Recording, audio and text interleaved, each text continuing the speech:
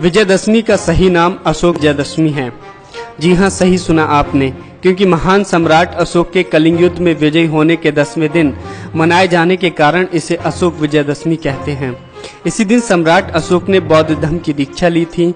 विजयदशमी बौद्धों का पवित्र त्योहार है।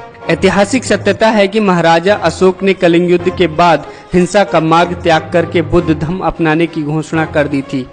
बौद्ध बन जाने पर वो बौद्ध स्थलों की यात्राओं पर गए। तथागत भगवान बुद्ध के जीवन को चरितार्थ करने और अपने जीवन को कृतार्थ करने के लिए निमित्त हजारों स्तूपों, शिलालेखों, धम्म स्तंभों का निर्माण कराया। सम्राट अशोक के इस धार्मिक परिवर्तन से खुश होकर देश की जनता ने उन सभी स्मारकों को सजाया, संवारा और उस पर दीप उत्सव किया।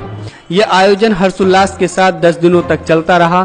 10वें दिन सम्राट अशोक ने राज परिवार के साथ पूज्य भंते मोगिगिल लिपुत तिस्से से धम्म दीक्षा ग्रहण की। धम्म दीक्षा के बाद सम्राट अशोक ने प्रतिज्ञा ली कि आज के बाद वो शास्त्रों से नहीं बल्कि शांति और अहिंसा से प्राणी मात्र के दिलों पर विजय प्राप्त करेंगे।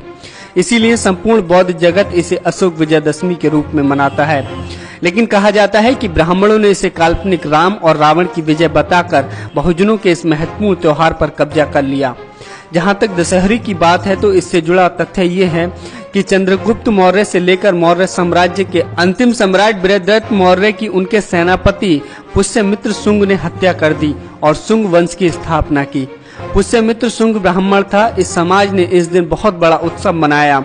उस साल ये अशोक विजयदशमी का ही दिन था। उन्होंने अशोक शब्द को हटा दिया और जश्न मनाया। इस जश्न में मौर्य वंश के 10 सम्राटों के अलग अलग पुतले न बनाकर एक ही पुतला बनाया और उसके 10 सर बना दिए और उसका दहन किया गया। आपको बता दें, 2500 साल के सम्राट अशोक की विरासत से जोड़ते हुए 14 अक्टूबर 1956 को अशोक विजयदशमी के दिन ही बाबा साहेब डॉक्टर अम्बेडकर ने 5 लाख लोगों के साथ बौद्ध धर्म की दीक्षा ली थी।